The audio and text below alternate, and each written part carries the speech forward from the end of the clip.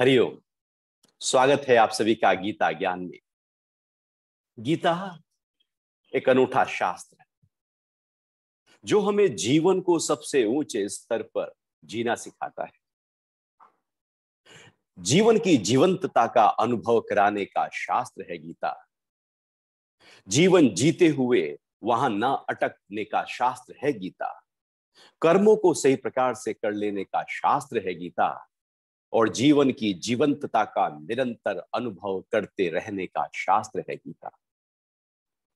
गीता एक अनूठा शास्त्र जो इस तरह से कि यदि एक व्यापारी है तो उसके लिए क्या उपयोगी है, गृहस्थी के लिए क्या उपयोगी है, और जो मुमुक्षु है उसके लिए क्या उपयोगी है।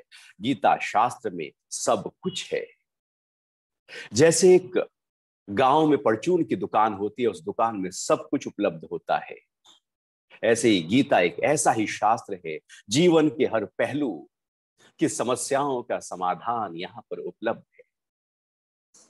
तो आइए आज देखते हैं भगवान आगे के श्लोकों में किस तरह से चर्चा कर रहे हैं और अर्जुन को आज क्या सिखा रहे हैं, क्या बता रहे हैं, और उसको उसके एक ऊंचे स्तर पर कैसे लेकर जा रहे हैं। तो हम अध्याय 16 पर हैं और आज जो श्लोक है वो है 12 है। तो भगवान कह रहे हैं कि वे आशाओं की सैकड़ों फांसों से बंधे हुए मनुष्य काम क्रोध के परायण होकर विषय भोगों के लिए अन्यायपूर्वक धन आदि अन्य पदार्थों को संग्रह करने की चेष्टा करते हैं। आशाओं की सैकड़ों फांसों से बंधे हुए हमारे जीवन में यदि कोई बंधन है तो वो हमारी आशा है। आशा का मतलब है जो है उसमें खुश नहीं, उसमें सुकून नहीं, उसमें आराम नहीं, उसमें आनंद नहीं। जो भी है उसकी तरफ व्यक्ति देखता ही नहीं। आशा तो केवल हमें दौड़ाती है फ्यूचर में। अभी सुख नहीं, भविष्य में सुख आएगा। अभी मेरे मुताबिक काम नहीं हुआ, भविष्य में होगा। अभी मैं जीवन नहीं जी रहा हूं, भविष्य में जीऊंगा। अभी तो चैन की सांसें कहाँ हैं, अभी तो बहुत परेशानी है, लेकिन भविष्य में कुछ ऐसा घटेगा जब बहुत चैन की सांसें आएंगी। भविष्य में कुछ धन बढ़ेगा, भविष्य में कुछ पद बढ़ेगा, भविष्य में कुछ अधिकार बढ़ेंगे, भविष्य में कुछ घर परिवार में और सौहार्दपूर्ण वातावरण होगा। वो केवल भविष्य में ही रहता है, और जो भविष्य में रहता है वो आशाओं में जी रहा है, और जो आशाओं में जी रहा है उसने वर्तमान को छोड़ दिया है, वर्तमान के आनंद को छोड़ दिया है, वर्तमान में बहते हुए जीवन की जीवंतता को छोड़ दिया है। मुस्कुराहट, उल्लास, स्फूर्ति, नयापन, प्रेम, भक्ति, वो जो भी दैवी संपदा है वो तो वर्तमान में बह रही है। ये आसुरी संपदा का लक्षण तो यहां पर तो अब हम केवल और केवल भविष्य में चले गए। आशाओं का मतलब है भविष्य में तैरना।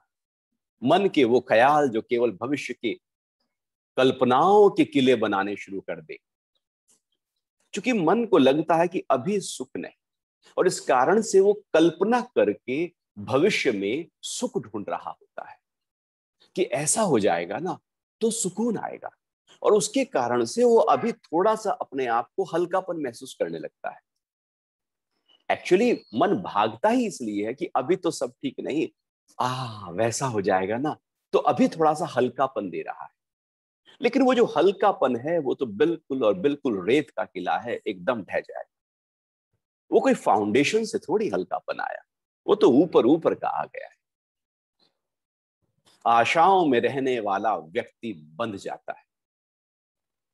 एक आशा ही बांधने के लिए काफी है। एक आशा के ही न जाने कितनी बेड़ियां हो सकती है।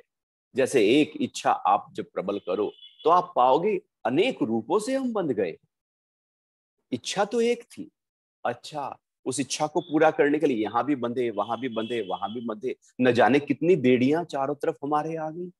और हम अपने आप को जकड़ा हुआ महसूस कर रहे हैं, जैसे कोई सिपाही पकड़कर लेके जा रहे हो हथकड़ी डालकर, और जकड़ जाता है व्यक्ति। ऐसे व्यक्ति अपने आप को टाइट महसूस करने लगता है, क्योंकि उसको लगता है कि कुछ बंधन आ गया।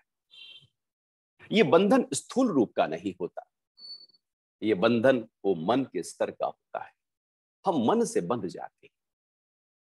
और जब आशाएं बहुत ज्यादा हो तो फिर बंधन कितने होंगे, वो तो मल्टीप्लाई करते जाइए। कि जैसे कोई खतरनाक डाकू को चारों तरफ से रस्सी बांधकर पकड़ा गया हो। अब वो तो स्थूल है, गिनी जा सकती रस्सियां। लेकिन ये जो मन से हम बंधे हैं, मन में जो इच्छाएं हैं, वासनाएं हैं, विकार हैं, मन में जो कुछ पा लेने का भाव है, आशाएं हैं, वो हमें न जाने कितने अनेक प्रकार की बेड़ियों से बांध कर रखती। और हमें लगता है हमारी बेड़ियां कम हो रही है, वो पा लिया तो। वो बेड़ियां कम नहीं होती, जो बंध गई वो बंध गई, उसके संस्कार पड़ गए। वो 10 साल बाद भी आपको याद दिलाएगा कि उस समय ऐसा समय बीता था कि बहुत तकलीफ थी, बहुत दुख था, बीत गया। वो याद ही तो बेड़ी है उसकी। ये बेड़ियां कभी छूटती नहीं, इसलिए जन्म मरण छूटता नहीं, वो पकड़ कर रखता है। और भगवान तो यहां पर सीधा कह रहे हैं, सैकड़ों फांसों से बंधे हुए। फांस, फांस कहते हैं गले में फंदा। फांस मतलब जैसे मुंह में चॉकिंग हो जाए तो फांस अटक गई। जैसे कोई कोई कांटा मुंह में अटक गया हो, कंठ का कीड़ जिसको कहा जाता है, कि ना उसको खाते बनता है ना निगलते बनता है। इस तरह से जो फांसे हैं, जो फंदा है, वो सैकड़ों है। स्थूल रूप से शरीर में एक ही फंदा काफी है व्यक्ति को मार देने के लिए, लेकिन यहां तो हमने अपनी आशाओं इच्छाओं के कारण से सैकड़ों फंदों को अपने ऊपर डाल लिया है। और सैकड़ों फंदों में बंधा हुआ व्यक्ति कभी मुस्कुरा सकता है क्या? हंस सकता है क्या? हल्कापन ला सकता है क्या? वो वो जीवन को जी सकता है क्या? वो वर्तमान में टिक सकता है क्या? बड़ा मुश्किल हो जाएगा। तो फंदों को हटाना होगा। अब फंदों को कैसे हटाएं? तो आशाओं को हटा दीजिए, फंदे अपने आप हट गए।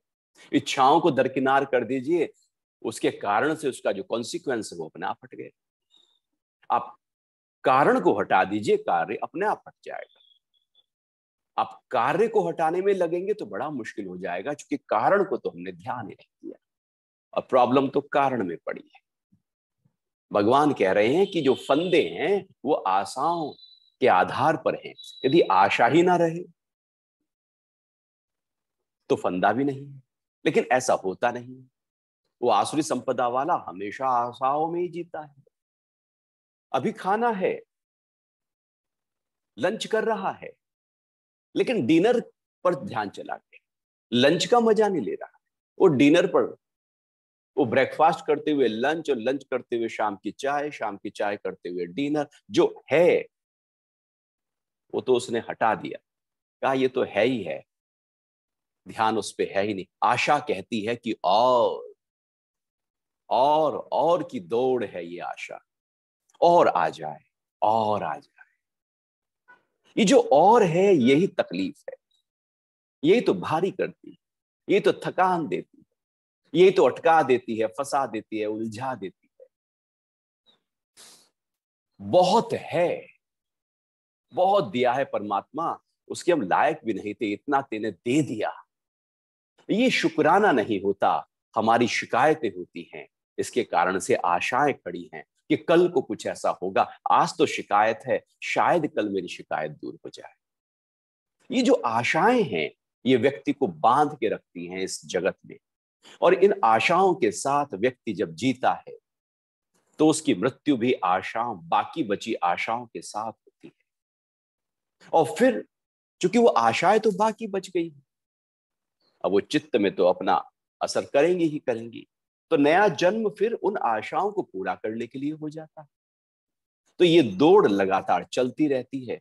क्यों ना अपना खाता खत्म कर दिया जाए, सारे अकाउंट्स पूरी तरह से नील कर दिए जाए, पूरी बैलेंस शीट ऐसे बन जाए कि वहां पर कुछ लेना देना है ही नहीं। लेकिन आशाएं, और ये जो आसुरी संपदा वाला व्यक्ति है, वो आशाओं को कभी नील नहीं करता। ज्ञान का यही कार्य है कि वो आशाओं को, इच्छाओं को, वासनाओं को धीरे धीरे धीरे धीरे पूरी तरह से डिसॉल्व कर देता है। तो भगवान कह रहे हैं कि आशाओं की सैकड़ों फांसों में बंधे हुए मनुष्य काम को, क्रोध के परायण होकर, अब एक तो आशा खड़ी है और फिर काम भी जगा है और क्रोध भी जगा है। काम है कि मेरी इच्छाएं पूरी हो जाएं, ये पूरी हो जाए, वो पूरी हो जाए, और लगातार काम की आग नीचे से लगी हुई है। जैसे चूल्हे में आग लगी हो तो दाल उबलती रहेगी, उबलती रहेगी, उबलती रहेगी,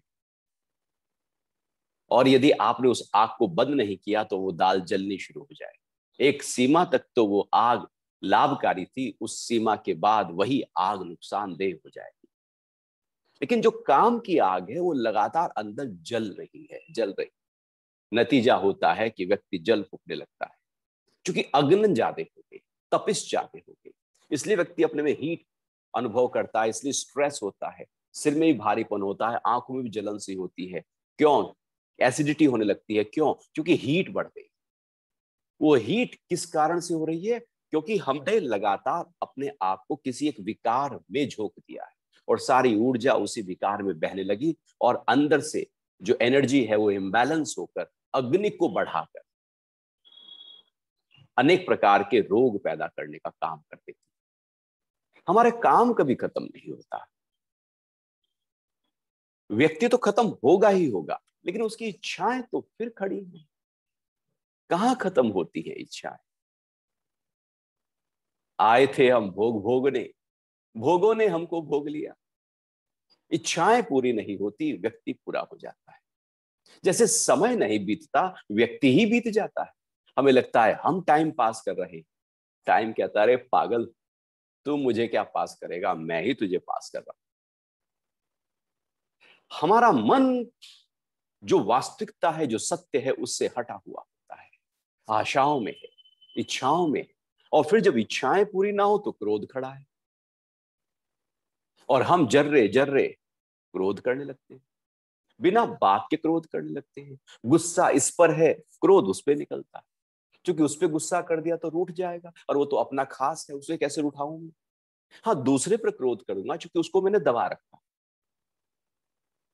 तो क्रोध किसी ना किसी रूप से जब काम खड़ा है तो आएगा, और यदि वो क्रोध नहीं किया तो व्यक्ति सप्रेस हो जाएगा, वो और अंदर से पूरी तरह से भारी हो जाएगा, और यही डिप्रेशन की तरफ ले जाता है। क्रोध कर ले कम से कम, हल्का तो हो गया।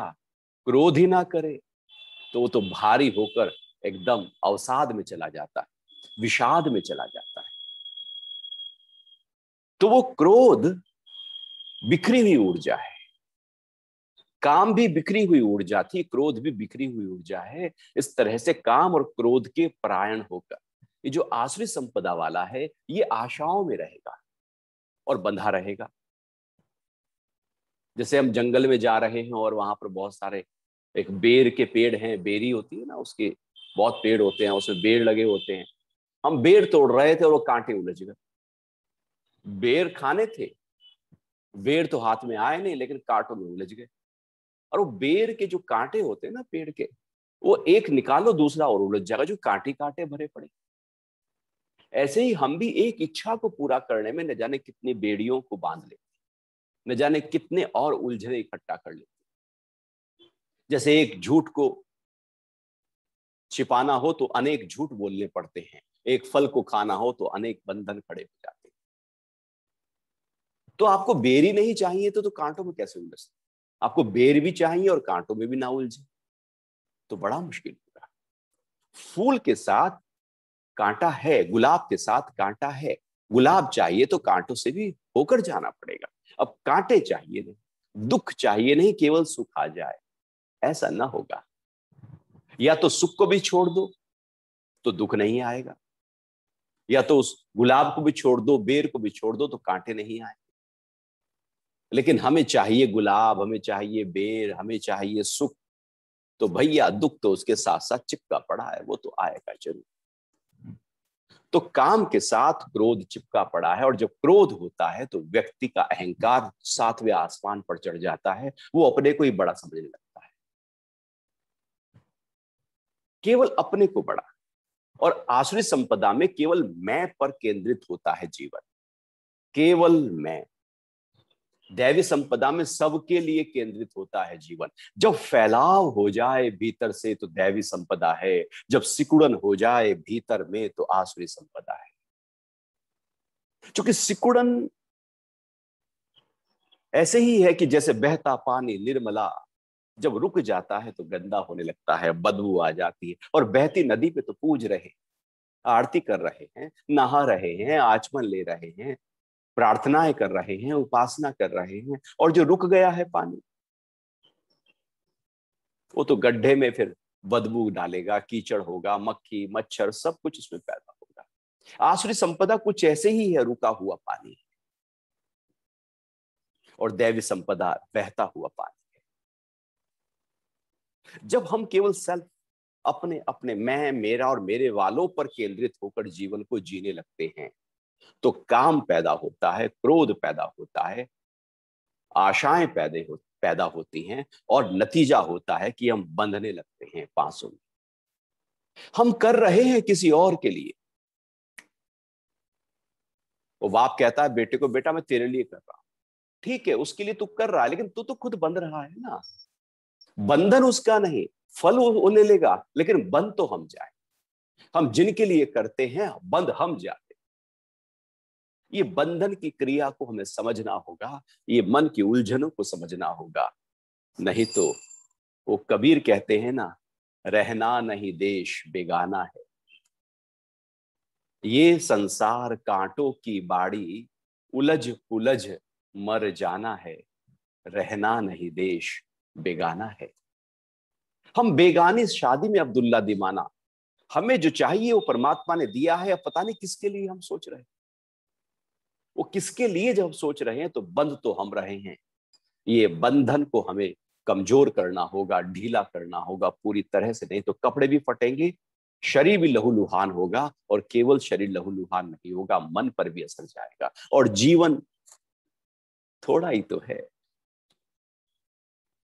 क्या पता कब। वो कहते हैं ना, आज मरा कल परसों को तीसरा दिन, एकदम ऐसे पता लग हो जाता है कि अरे चला भी गया। तैयारियां थी न जाने कब की, सामान 100 बरस का, पल की खबर ने। वो जो पल की खबर है उसको एंजॉय करो, अभी को एंजॉय करो। दैवी संपदा वाला अभी अभी को, पल पल को, क्षण क्षण को एंजॉय करता चला जाता है, और उसकी यात्रा सुखद होती चली जाती है। आसुरी संपदा वाला तो फंस जाता है, अटक जाता है, बंध जाता है। और भगवान कह रहे हैं, विषय भोगों के लिए अन्याय पूर्वक धन आदि अन्य पदार्थों को संग्रह करने में लगा रहता है। विषय भोग, विषय और उसका भोग। विषय मतलब हमारी जो आंख है ना, उसका विषय है रूप। अब और उसके पीछे बैठा है मन। अब मन कहेगा आंख को कि मुझे अच्छा रूप देखना है, तो अच्छा रूप उसका विषय हो गया। ऐसे कान का शब्द, जीभ का स्वाद, इस तरह से एक विषय तैयार हो जाते हैं, और व्यक्ति विषय भोगों की तरफ उनको पूरा करने में कुछ भी करने को तैयार हो जाता है। विषय भोग ऐसे समझो कि जैसे व्यक्ति ने अपनी एक लाइफ स्टाइल तैयार कर ली कि मुझे तो भैया यही चाहिए। देखो, वो जो विषय भोग है उसमें उसको पाने के लिए हम बहुत कुछ करेंगे, बहुत कुछ बलिदान देने के लिए हम उतारू हो जाएंगे, लेकिन मेरे विषय भोग जू के त्यों रहने चाहिए। अन्याय पूर्वक कार्य करेंगे, दमन करेंगे, धन भी इकट्ठा करेंगे, येन केन प्रकारेण अपने उन विषय भोगों को जू का त्यों बनाए रखने के लिए हम काम करेंगे। वो चोर भी चोरी इसलिए तो करता है कि उसके विषय भोग पूरे हो जाए। वो काला बाजारी भी तो विषय भोग को पूरा करने के लिए व्यक्ति कर रहा है। वो किसी का दमन करके भी तो वो पैसा इकट्ठा कर रहा है, तो अपने विषय भोग को पूरा करने के लिए तो कर रहा है। वो कुछ भी कर रहा है, उसके पीछे यदि देखा जाए तो विषय भोग हैं कि वो भोग ले अपने विषयों को। और जब विषय भोग में व्यक्ति की वृत्ति जाती है तो धन को अधिक कमाने में वृत्ति चली जाती है। और जब धन को अधिक कमाने में वृत्ति जाती है तो धन तो अपने समय पर आएगा, लेकिन जल्दी से चाहिए तो अन्याय करना पड़ेगा, कुछ ऐसा करना पड़ेगा जो न्यायपूर्ण नहीं था, जो वास्तविकता की तरह नहीं था, जो प्राकृतिक नहीं था। अब कुछ अन्याय डालना पड़ेगा। वो धन फिर अन्यायपूर्वक, पदार्थ फिर अन्यायपूर्वक इकट्ठा करने लगते हैं, क्योंकि अब हमें अपने उस लाइफस्टाइल को, अपने उस विषय भोग को पूरा करना है। वो दिन भर व्यक्ति काम करता है, चोरी करके, इधर उधर से मेहनत करके, क्योंकि शाम को उसको शराब पीनी, शाम को खेलना है जुआ, तो दिन भर इधर उधर करके पैसा इकट्ठा करके फिर वो जुआ खेलेगा, क्योंकि उसके विषय भोग इतने खड़े हैं, इतने बड़े हैं कि जीवन कहीं खो गया। विषय भोग ही बड़े हो गए, जीवन तो कहीं रहा ही नहीं। मेरा लाइफ स्टाइल इतना बड़ा ना हो जाए कि लाइफ उसमें रल मिल जाए। ऐसे ही कि जैसे आटे में नमक मिलाया जाता है, आटा मेरी लाइफ हो और नमक उसका स्टाइल हो। अभी उल्टा हो जाता है, आटा मेरा लाइफ स्टाइल हो गया और मेरा जो जीवन है वो नमक के समान छोटा सा रह गया, और लाइफ स्टाइल सिर के ऊपर, वो विषय भोग सिर के ऊपर नाचने लगे। अब केवल उन विषय भोगों को पूरा करने के लिए हम कार्य कर रहे हैं। कुछ भी हो जाए, कोई तहस नहस करे, कुछ भी करें, बड़े से बड़े निर्णय लेने को हम उतारू हो जाएंगे, केवल अपने विषय भोगों को पूरा करने के लिए। तो भगवान कह रहे हैं कि विषय भोगों के लिए अन्यायपूर्वक धन आदि अन्य पदार्थों को संग्रह करने की चेष्टा करता है। वो कोशिश करता रहता है, कोशिश करता रहता है कि किसी तरीके से धन इकट्ठा हो जाए, पद इकट्ठा हो जाए। लोग पद को भी अपने विषय भोग के लिए छोड़ते नहीं है, क्योंकि पद के कारण से तो विषय भोग रहे हैं, धन के कारण से तो विषय भोग रहे हैं, वो प्रतिष्ठा है उससे तो विषय भोगा जा रहा है। क्यों नहीं छोड़ देते हैं? क्योंकि उससे तो बहुत सारी चीजें जुड़ी हुई थी। विषय भोग को पाने वाला व्यक्ति, जिसके कारण से वो विषय भोग उसको मिल रहे हैं, उसको छोड़ना नहीं चाहता, और उसको पकड़ने के लिए फिर वो अन्यायपूर्वक कार्य करने पर उतारू हो जाएगा, क्योंकि वो चाहता है कि विषय भोगूं। इसलिए यदि ये छूट गया तो फिर विषय भोग नहीं हो पाएगा, और वो अन्याय करना शुरू कर देगा, दमन करना शुरू कर देगा, डांटना डपटना क्रोध करना शुरू कर देगा। वो कुछ भी किसी भी स्तर पर चला जाएगा, लेकिन वो अपने विषय भोगों को नहीं छोड़ेगा, क्योंकि वो बहुत ही गहरे स्तर पर अंदर घर कर चुके हैं। तो इस तरह से ये 12वां श्लोक भगवान बहुत ही गहरे स्तर की बात हमारे जीवन के लिए कर रहे हैं कि हमें अपने जीवन को तैयार करना होगा, उसकी दिशा को, लक्ष्य को तय करना होगा। जैसे हम गूगल मैप पे अपना डेस्टिनेशन डालते हैं, वहां जाना है, तो ऐसे ही जीवन की यात्रा को देखना होगा कि हम कांटों की बाड़ी से निकल कर जा रहे हैं, या ऐसी यात्रा करें जहां कांटे ही नहीं। क्यों उलझना है, क्यों उलझना है? पहले कांटे उलझाओ फिर निकालो। चलो निकल गए, फिर आगे बढ़े, फिर कांटे आ गए, फिर निकालो। बस यात्रा सारी कांटे उलझने में और सुलझाने में निकल जाएगी। क्या यही जीवन है? क्या यही जीवन है कि उलझन आए और उसको सुलझाते रहे?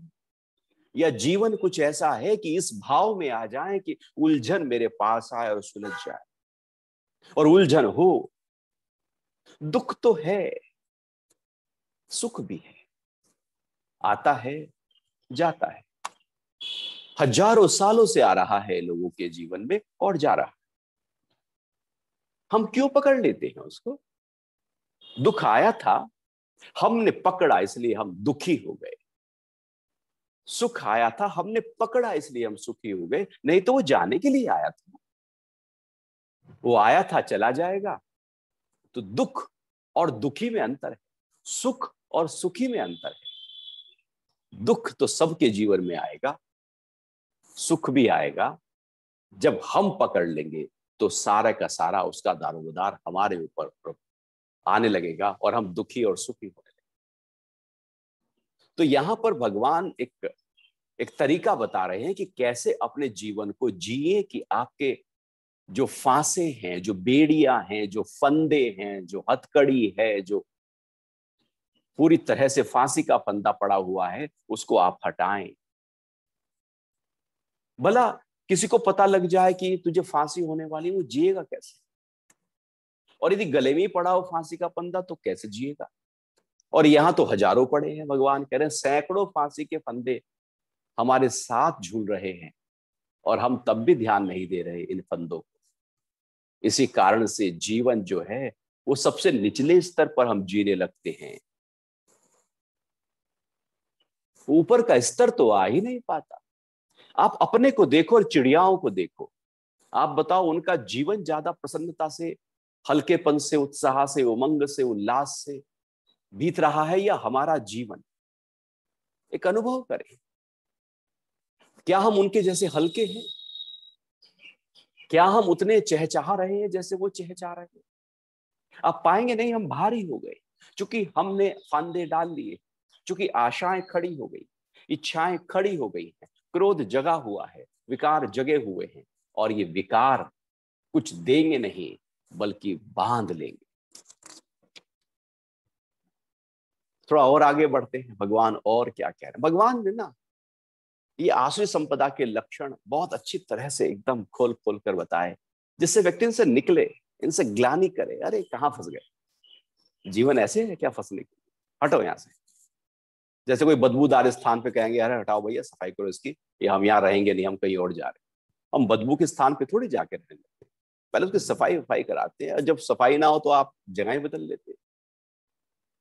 ऐसे ही आसुरी इस तरह के लक्षणों के साथ जीवन थोड़ी जीना है, जीवन तो कुछ अलग तरीके से जीना होगा, क्योंकि वो हमारे हाथ में है। मैं अपने जीवन को कैसे जी जाऊं, वो तो हमारे हाथ में है, कि मैं अपनी कार को ट्रैफिक वाले स्थान पे ले जाऊं या हाईवे पर ले जाऊं, वो तो मेरे हाथ में है।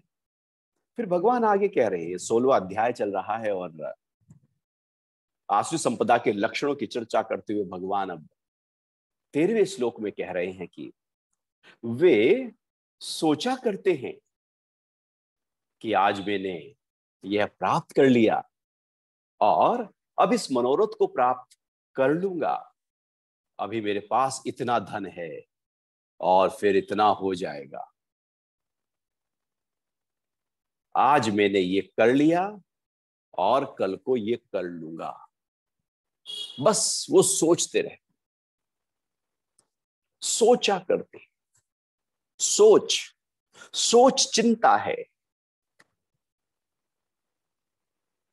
सोच जीवन की जीवंतता को खा जाने की प्रक्रिया है। सोच एक अगन है, निरंतर जलाने वाली प्रक्रिया है सोच। सोच जब ऊंचे स्तर पर चलती है तो चिंतन बन जाती है, और सोच जब निचले स्तर पर और लगातार सोच रहती है तो चिंता बन जाती है। आसुरी संपदा का व्यक्ति सोचता रहता है, सोचता रहता है, लगातार सोच रहा है। सुबह उठे नहीं कि सोच शुरू, वो खा रहे हैं सोच रहे हैं, वॉक कर रहे हैं सोच रहे हैं, नहा रहे हैं सोच रहे हैं, शेव कर रहे हैं सोच रहे हैं, कुछ भी कर रहे हैं सोच रहे हैं, वो बात कर रहे हैं सोच रहे हैं। वो अंदर सोचना लगातार पड़ा है। ऐसा क्या सोच हो गया, इतना बड़ा सोच, हम दब गए। वो सोचा करते हैं, भगवान कह रहे, वो सोचते ही रहते हैं, कल कैसे प्राप्त कर लूं, और धन कैसे प्राप्त कर लूं, और पद कैसे प्राप्त कर लूं, वो सोचते ही रहते। सोच का मतलब है कि भविष्य में दौड़ना, चिंतन का मतलब है वर्तमान में रहना। सोच चिंता की तरफ ले जा रही है, लेकिन जो चिंतन है वह आत्मोन्नति की तरफ ले जा रहा है। दैवी संपदा चिंतन की प्रक्रिया है, आसुरी संपदा सोच की प्रक्रिया है। भगवान ने दैवी संपदा में सोच शब्द नहीं बोला।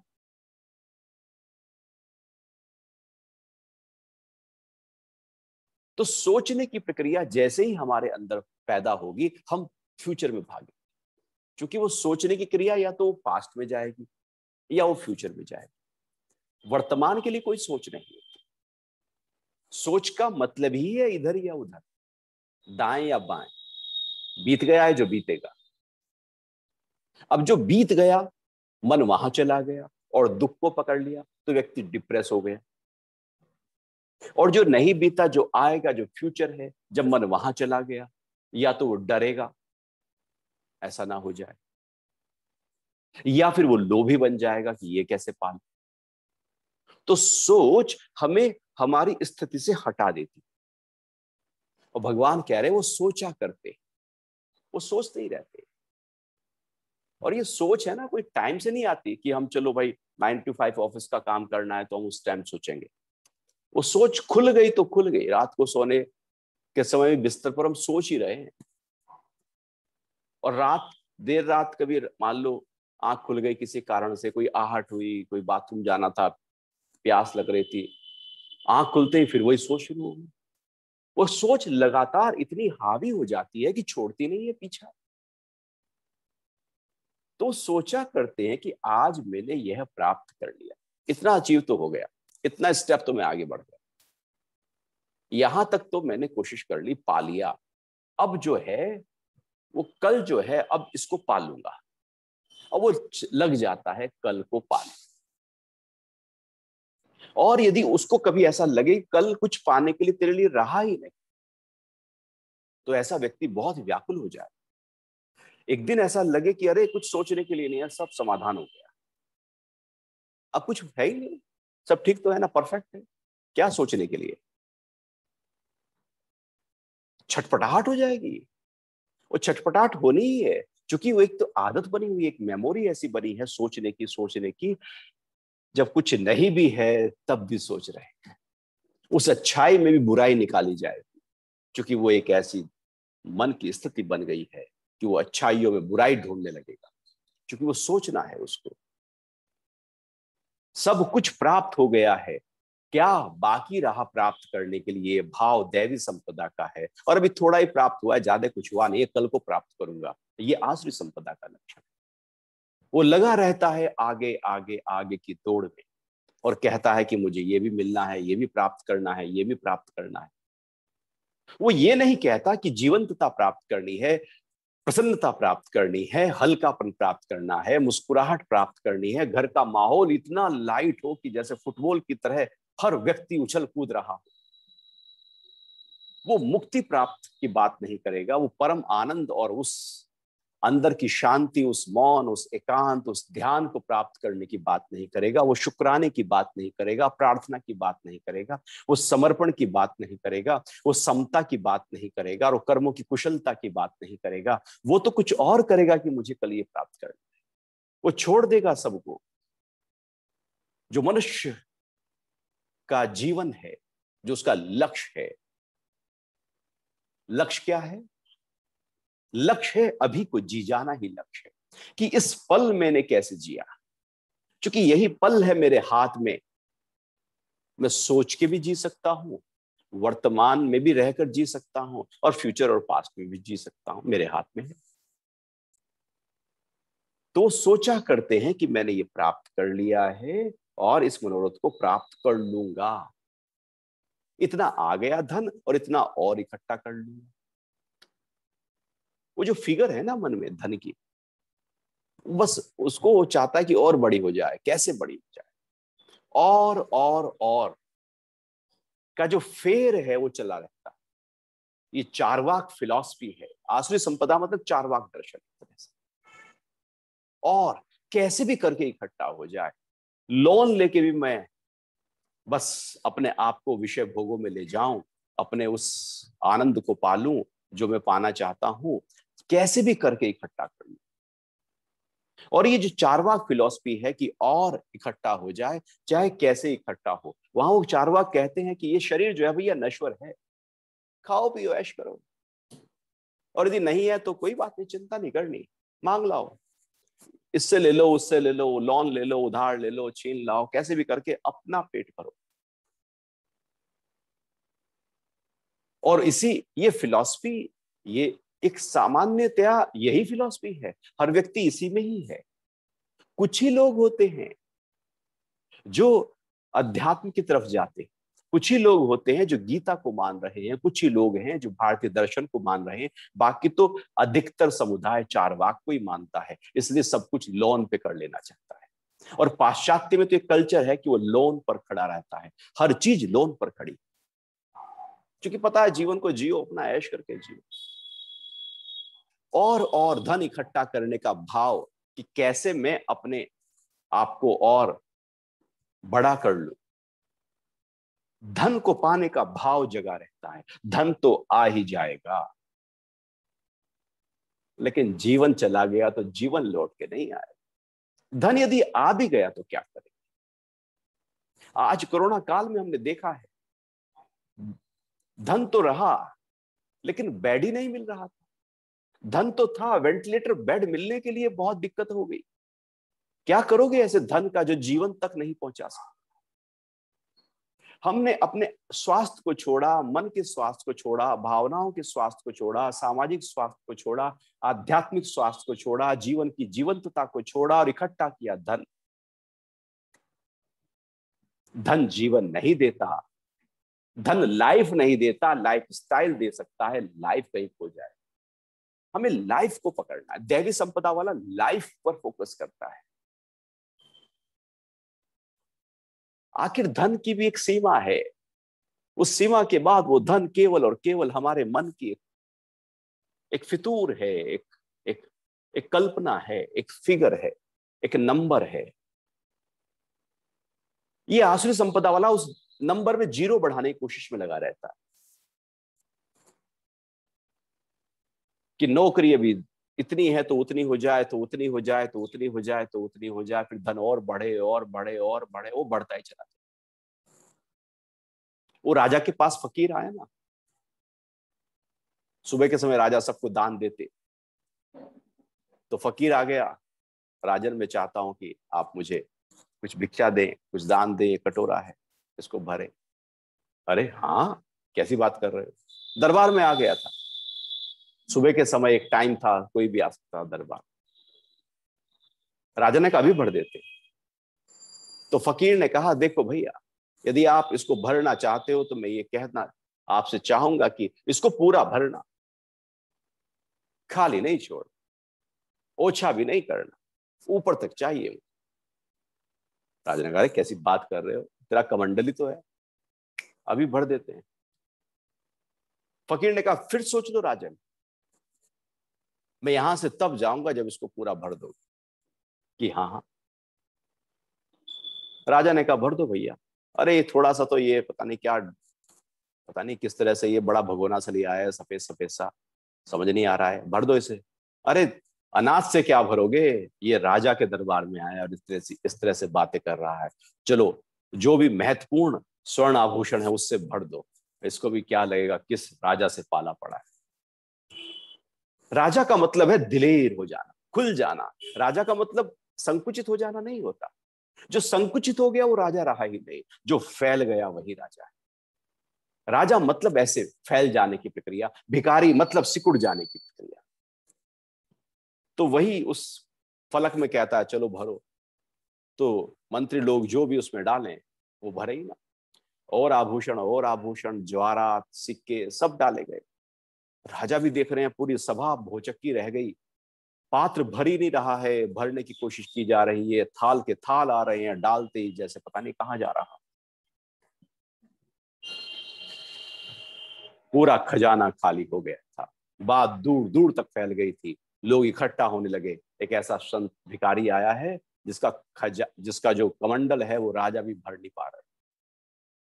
सब कुछ राजा ने डाल दिया उसमें, लेकिन वो भरा नहीं। और वो बार बार याद दिला रहा था राजन अपनी शर्त को ध्यान रखना। राजा थक हार के घुटने टेक कर बैठ गया कि इसका राज क्या है, उसका राज बताओ। तो उसने कहा राजन राज कुछ नहीं है, मैं तो ऐसे ही पक्कड़ आदमी हूं, ऐसे शमशान घाट से निकल रहा था, देखा तो वहां डेड बॉडी जल रही थी, वहां पर एक आदमी की वो जो खोपड़ी है, उसकी जो जली हुई खोपड़ी है, हड्डी है, वो पड़ी थी, मैंने उसे उठा ली तो बस वही मैंने भिक्षा का पात्र बना लिया। अब मुझे पता है ये मनुष्य की खोपड़ी है, और ऐसी खोपड़ी जो कभी भी पूरी हुई नहीं, जितना भी मिला और चाहिए, जितना भी मिला और चाहिए, और चाहिए और चाहिए, खोपड़ी कभी भरती नहीं। ये भी भगवान यहां कह रहे हैं कि मेरे पास इतना धन है और फिर इतना और हो जाए, बस हम और में लगे, और कभी तो शांत हो जाएं, आखिर कभी तो फुल स्टॉप लगना चाहिए। हमारा तो कोमा भी नहीं लगता, हम तो लगातार मांगे चले जाते हैं, इकट्ठा किए चले जाते हैं। वो फकीर कह रहा है कि एक खोपड़ी एक मनुष्य की खोपड़ी है, क्योंकि मनुष्य की खोपड़ी और भर जीवन भर रही है। तो इसलिए जो भी डाल रहे हो राजन, ये कभी भी भरेगी नहीं। तू कितना उस धरती की सारी संपदा इसमें डाल दे, ये तब भी भरने वाली नहीं है। बड़े से बड़े विश्व के सबसे रईस आदमी से जाकर पूछो, खुश हो, सब मिल गया? वो कह रहा नहीं नहीं यार, वो सेकंड नंबर पे है ना, वो नंबर 1 पे आने वाले की पूरी तैयारी कर रहा है। वो वर्ल्ड रिचेस्ट बन जाएगा, उसके लिए मैं कोशिश कर रहा हूं कि मैं ही कैसे बना रहा। वो भी लगा हुआ है उसी में ही, वो भी और यहाँ फकीर से लेकर अमीर से अमीर और में ही लगे हुए हैं। यही आसुरी संपदा का लक्षण है। और दैवी संपदा वाला कहता है बस, वो ठहर जाता है। आसुरी संपदा वाला असंतोष में जीता है, और दैवी संपदा वाला संतुष्ट होता है, ठहरता है, प्रसन्न होता है, शुक्राने करता है। आसुरी संपदा वाला शिकायतें करता रहता है, ये नहीं दिया, वो नहीं दिया, ये दे दिया, वो दे दिया, ऐसे उलझ गए, वैसे उलझे थे। वो शिकायत शिकायत शिकायत उसकी चलती रहती है। इसलिए वो और की तलाश करता रहेगा, और कभी भी भरेगा नहीं। उम्र भरपूर हो जाएगी लेकिन भरेगा नहीं। ये आसुरी संपदा का एक लक्षण है। अपने को इससे हटा लेना है। ये पक्का करो कि हम तो चूंकि गीता ज्ञान सुन रहे हैं, हम इससे अपने आप को हटाने का एक संकल्प लेते हैं, एक दृढ़ता लाते हैं, एक दृढ़ निश्चय करते हैं, एक अपना प्रबल भाव करें कि और की दौड़ एक सीमा तक तो ठीक है, कि जिससे जीवन चले, किसी के आगे हाथ ना फैलाना पड़े। इतना साईं इतना दीजिए, जामे कुटुंब समाए, मैं भी भूखा ना रहूं, साधु भी भूखा ना जाए। इतना हो, नहीं तो कोई सीमा नहीं। फिर कितना भी हो जाए, वो और की तलाश जगी रहती है। तो हम चूंकि इस चर्चा का हिस्सा बने हुए हैं, तो जीवन को थोड़ा सा एक नई दिशा देनी है, नए तरीका देना है, नया नजरिया देना है, और उस तरह से जीवन को लेकर चलना है। फिर आप पाएंगे कि वास्तविकता में जो गीता हमको बताना चाहती है, गीता जो जीवन के नए नए आयामों को सेट कर देना चाहती है, जिस डायमेंशन पर वो हमको ले जाना चाहती है, वाकई हम वहां पहुंच रहे हैं। क्योंकि सुन लेने मात्र से बात नहीं बनेगी, अब दिनचर्या में उसको अपनाना होगा, ढालना होगा, उसको अनुभव में उतारना होगा, अपने खून का हिस्सा बना लेना होगा। तब आप पाएंगे कि हल्कापन हमारे जीवन में आ गया है। वास्तविकता में गीता ने जीवन के हर पहलू पर जहां भी हम उलझ सकते थे, वहां वहां से हमें निकाला है, हटाया है। और यदि हम ही निकलना ना चाहें तो फिर तो अलग बात है। शास्त्र कोशिश कर रहे हैं, गुरु कोशिश कर रहे हैं, ऋषि कोशिश कर रहे हैं, सत्संग कोशिश कर रहा है, वाणियां कोशिश कर रही हैं। कोशिश लगातार वेद काल से 10,000 सालों से एक परंपरा चली आई है, उपनिषदों की, ब्रह्मसूत्र की, फिलॉसफी की हमारी, कि किस तरह से व्यक्ति इन हजारों फांसों जो बेड़ियां हैं इनसे निकले। अध्यात्म और कुछ भी नहीं, इन बेड़ियों से हटा लेने, इन बेड़ियों को दूर करने की तो क्रिया है। वो तो कोशिश कर रहे हैं, रास्ते बता रहे हैं। हमें निकलना ना चाहें तो फिर वो क्या करें? इसलिए हमारी कोशिश हो, प्रयास हो कि हम आसुरी संपदा का हिस्सा न बने, हम दैवी संपदा लेकर उत्पन्न हुए हैं। भगवान ने अर्जुन को कहा, हे अर्जुन, तू दैवी संपदा लेकर उत्पन्न हुआ है। क्योंकि वो ज्ञान सुन रहा है। जो भी ज्ञान सुन रहा है, जो उस अध्यात्म का हिस्सा बना हुआ है, वो पक्का करे कि वो दैवी संपदा को लेकर उत्पन्न हुआ। तो अभी इस तरह से यहां पर भगवान ने आसुरी संपदा की बात की। अभी समय है कुछ प्राणायाम के अभ्यास का, ध्यान के अभ्यास का, जिससे हमारा जीवन में और सरलता आए, हल्कापन आए, स्वास्थ्य पैदा हो। ये जो परिस्थितियां बाहर की हैं उसका इम्पैक्ट ना आए। मन जो हिल रहा है, दुखी है, परेशान है, डरा हुआ है, भयभीत है, कैसे वो हल्का हो जाए। शरीर का स्वास्थ्य में कैसे चार चांद लग जाएं, प्राणों की शक्ति कैसे और बढ़ जाए, शरीर के सारे अंग प्रत्यंग और कैसे बलिष्ठ मजबूत हो जाएं। इसलिए योग के अभ्यासों की चर्चा की गई। क्योंकि योग तो अध्यात्म है, लेकिन उस अध्यात्म को पाने के लिए शरीर माध्यम खलु धर्म साधन। ये शरीर तो माध्यम है। शरीर ही फिट नहीं, प्राण ही ऊंचे स्तर पर नहीं, मन ही ऊंचे स्तर पर नहीं, तो अध्यात्म कोई फायदा नहीं करने वाला, क्योंकि वो तो प्रसन्न व्यक्तियों के अंदर ही अध्यात्म करता है। तो अब हम कुछ प्राणायाम का अभ्यास से प्रारंभ करते हैं। तो सबसे पहला प्राणायाम, जैसे कल हमने ध्यान की बारे में थोड़ा समझा था, जाना था, और ध्यान की एक टेक्निक को भी हमने अनुभव किया, ऐसे ही आज पहले हम प्राणायाम करते हैं, फिर थोड़ा ध्यान का अभ्यास करेंगे। तो सबसे पहला अभ्यास है अनुलोम विलोम प्राणायाम। सीधे बैठे हैं, कमर सीधी, गर्दन सीधी, और मुस्कुराना। ये मुस्कुराहट ना पकड़ लो, दिन भर साथ रहे, छूटे नहीं। जैसे मोबाइल चेक करते रहते हो ना, ऐसे मुस्कुराहट चेक करते रहो, चेक करते रहो।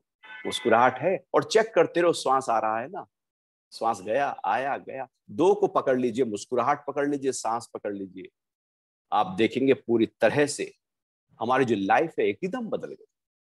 तो सीधे हाथ की प्राणायाम मुद्रा नाक पर ले जाइए, राइट नोस्ट्रल को अंगूठे से बंद करके लेफ्ट से श्वास को धीरे से बाहर निकाल देते हैं। ये जो 2 उंगलियां हैं, ये माथे के बीचों बीच आज्ञा चक्र पर टिकी हुई। सीधी है कमर, बंद है आंखें, आहिस्ता से श्वास को बाहर निकाल दे। फिर लेफ्ट से श्वास भरते हैं, पूरा भर लेना,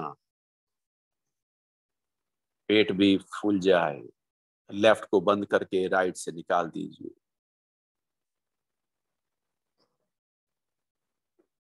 पूरा निकालना है, देर तक निकालना है। फिर राइट से भर ली,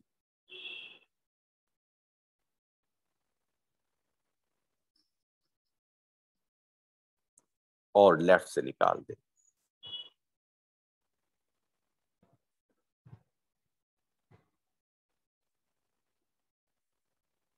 लेफ्ट से भर लें,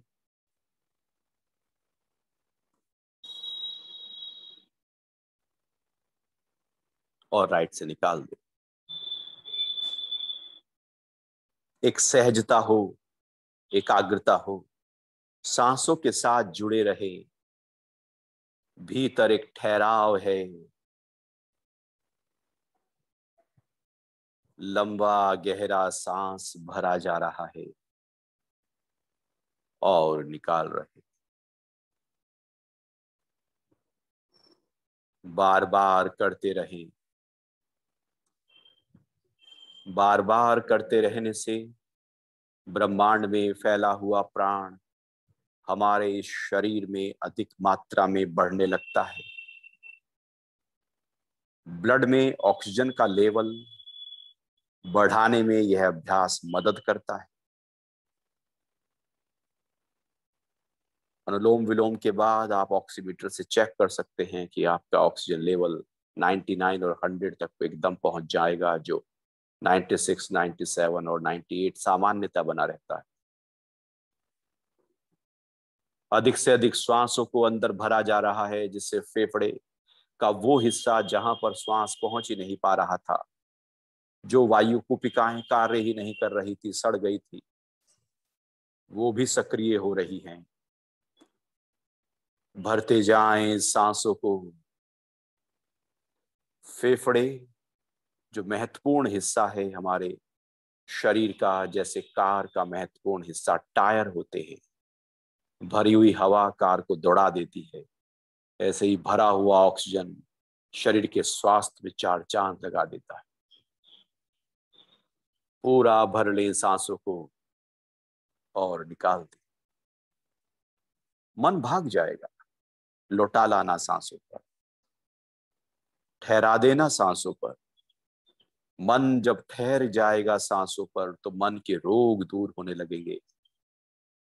मन का जो भारीपन है, बिखरापन है, जो तनाव है, जो कष्ट है, चिड़चिड़ापन है, क्रोध है, ब्लड प्रेशर का बढ़ना और नींद का ठीक ना होना है, वो दूर होने लगेगा। उत्साह को, उमंग को, स्फूर्ति को, आनंद को अनुभव कराने में यह अभ्यास सहायता देता है।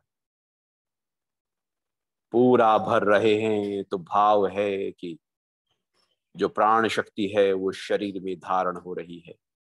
पूरा सांस निकाल रहे हैं तो भाव है कि अंदर के विजातीय विषाक्त तत्व कार्बन डाइऑक्साइड बाहर निकल रही। लगातार हर श्वास और प्रश्वास के माध्यम से शरीर शुद्ध हो रहा है, स्वस्थ हो रहा है। ईड़ा और पिंगला, चंद्र और सूर्य स्वरों को और उनमें बहते हुए प्राण को हमने बैलेंस किया। भीतर प्राण जब बैलेंस होने लगते हैं तो मन बैलेंस हो जाता है। जब मन बैलेंस होता है तो विचार बैलेंस होते हैं। जब विचार बैलेंस होते हैं तो शब्द बैलेंस होते हैं। जब शब्द बैलेंस होते हैं तो कर्म भी संतुलित होने लगते हैं। संतुलन गहरे में हो और यह अभ्यास उसी गहरे में भीतर एक संतुलन पैदा कर रहा है। भरते जाना है, निकालते जाना है। मंद मंद मुस्कुराहट लिए हुए प्रकृति के साथ लगातार हम जुड़ रहे। ये श्वास के माध्यम से नेचर से जन्म से लेकर आखिर तक जुड़े रहते हैं हम।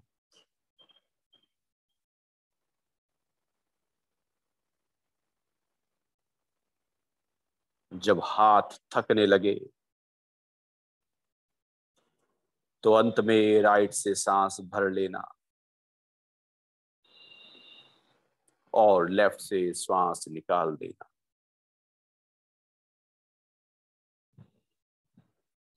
हाथ को नीचे लाकर बंद आंखों के साथ बैठे रहना। जहां आप हो, आप हो, केवल आप हो।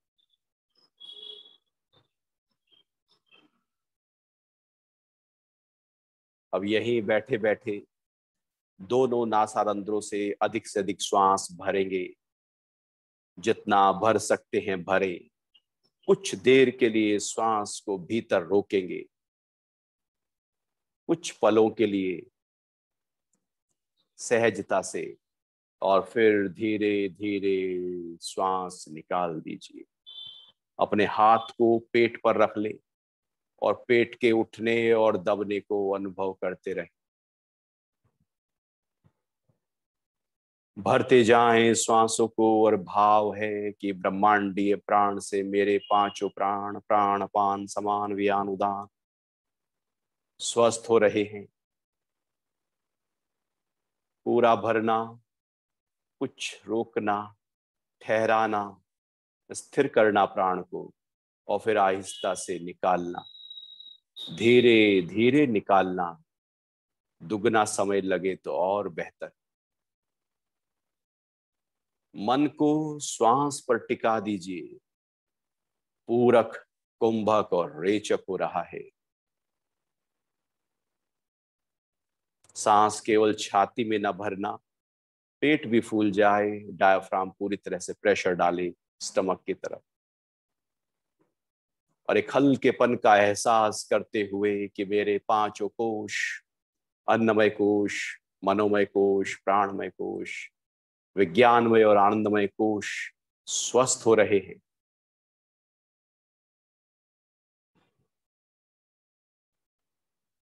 सांसों को अपना मित्र बना ले।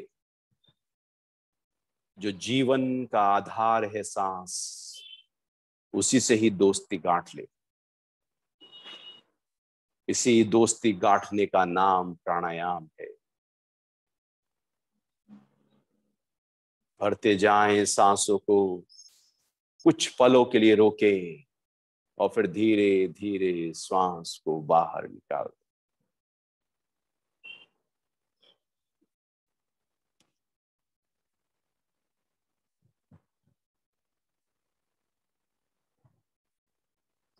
छोड़ दीजिएगा।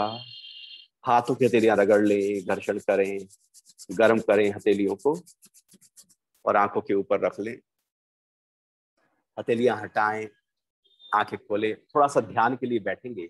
एक बार जरा खड़े हो जाइए, बहुत देर हो गई है बैठे बैठे, नहीं तो फिर वो घुटने में कमर में स्टिफनेस सी बनी रहती है। खड़े होकर जरा ताड़ासन कर लेते हैं, अंगुलियां फंसाएं, हथेलियां पलटें, हाथों को उठा दें और खींचे पूरा शरीर, जिससे खुल जाए पूरा शरीर। एड़ियां भी उठा दीजिएगा। मुस्कुराते रहना, जैसे आप दिन भर मुस्कुराते रहते हो, वही मुस्कुराहट हमारी खींच लो और खींचें, जितना खींच सकते हैं अपनी कोहनियों को, कंधों को, एड़ियों को। खिंचाव पूरे शरीर पर है, हर जोड़ पर, हर मांसपेशी पर है। हाथ थोड़ा और पीछे ले जाओ, थोड़ा और खिंचाव डालो। अच्छा, जब खिंचाव बढ़े तो मुस्कुराहट और बढ़ाना। परिस्थितियां जब खड़ी हो तो मन स्थिति को और मजबूत कर लेना, भाग जाएगी परिस्थिति। और खींचो धीरे से वापस, हाथों को नीचे ले आए और बैठ जाएंगे आराम से। खुल गया है शरीर, एक हल्कापन आ गया, जहां स्टिफनेस थी वो स्टिफनेस रिलीज हो गई। सीधे बैठ गए, आंखें बंद कर ले। कल हमने ध्यान की 112 विधियों में जो सबसे पहली विधि है उसका अभ्यास किया था। आज फिर से वहीं से आगे बढ़ाते हैं अभ्यास को। आंखें बंद है, ध्यान को सांसों पर ले आए। इस विधि में, इस टेक्निक में अपने मन को केवल श्वास के साथ जोड़ना होगा कि सांस जब बाहर आ रहा है तो मन भी उसके साथ साथ बाहर तक आए। उसको ऑब्जर्व करें साक्षी होकर। फिर श्वास अंदर जाएगा तो मन भी अंदर। श्वास के पीछे पीछे आपका मन टिका रहे। बंद आंखें, अनुभव करते रहें सांस को। न सांस को बड़ा करें न छोटा करें, बस साक्षी रखें। सांस अंदर भरा तो लगे कि जैसे फेफड़ों तक वो गया, तो मन भी उसके साथ साथ पीछे पीछे हो लिया। फिर सांस घूमकर धीरे से बाहर निकल रहा है और नाक से थोड़ा दूर तक बाहर जा रहा है। मन भी थोड़ा बाहर की तरफ पहुंचा, सांस को देखा और फिर सांस ने लौटकर नाक के अंदर आना शुरू कर दिया। फिर वो श्वास अंदर तक छोटा पहुंचा और फिर वहां से घूमकर नाक के माध्यम से बाहर निकलना शुरू हो गया। फिर बाहर थोड़ा दूर तक जाने के बाद फिर घूमकर लौटकर नाक में, नाक के माध्यम से वो फेफड़ों तक पहुंचा। सांसों का ये पथ, जैसे ट्रेन अपने पथ पर चलती है, रेल पटरी पर चलती है, श्वासों की भी एक पटरी है। लगातार सांस उसी पटरी पर दौड़ रही है। देखते रहें, अनुभव करते रहें।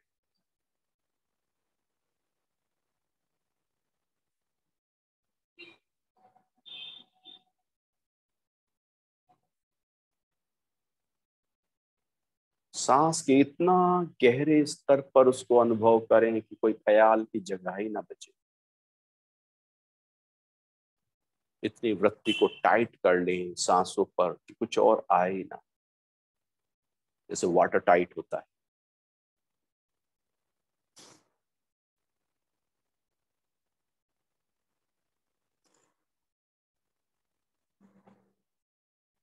लगातार सांसों की क्रिया हो रही है और हम इसको साक्षी भाव से, दृष्टा भाव से देख रहे हैं।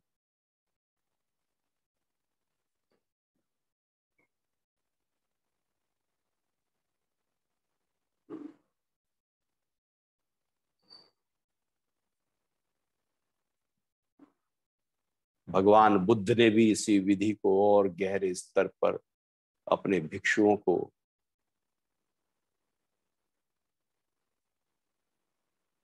बताया था, सिखाया था। क्योंकि ये विधि ऐसी है कि जितना गहरे जाएंगे हम गहरे गहरे गहरे गहरे और अपने स्वरूप तक पहुंच सकते हैं।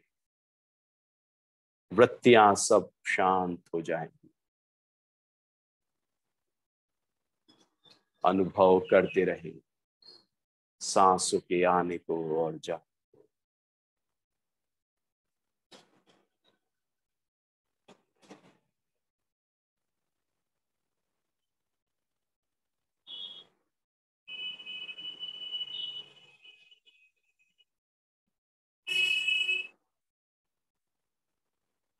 इस अभ्यास को दिनचर्या का हिस्सा बनाइएगा।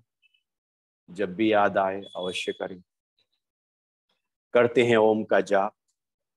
सांस पूरा भर लीजिएगा, भरपूर भर ले, जिससे देर तक ओम का उच्चारण कर पाए। पहले मुंह खोलेंगे अ, फिर मुंह बंद करते हुए ऊ, और मुंह बंद हो जाने पर म में ये जो ध्वनि है वो बदल जाएगी। भर लीजिए सांस। आ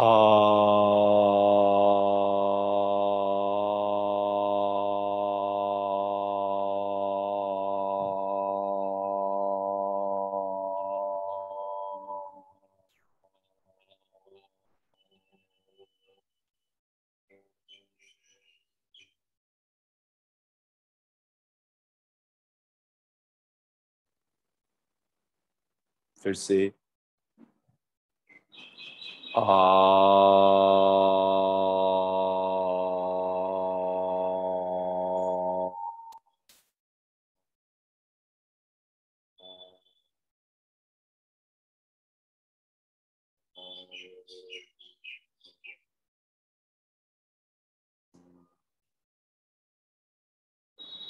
एक बार फिर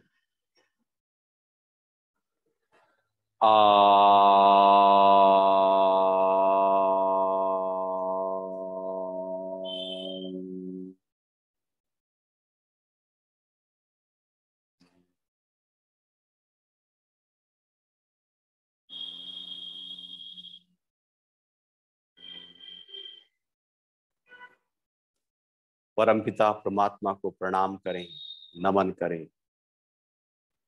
हथेलियां रगड़ लें, गर्म कर लें, ऊर्जा को हाथों की तरफ बह जाने दें। एक घर्षण करें और आंखों के ऊपर रख लें। मन शांत है, हल्का है, गहरा है, ठहरा है, आनंद से भरा है, प्रसन्नता और उत्साह से भरा है। इसी आनंद, प्रसन्नता और उत्साह के साथ आज का जो दिन है उसको बिताएं। आज के लिए इतना ही। हरि ओम। जय श्री कृष्ण।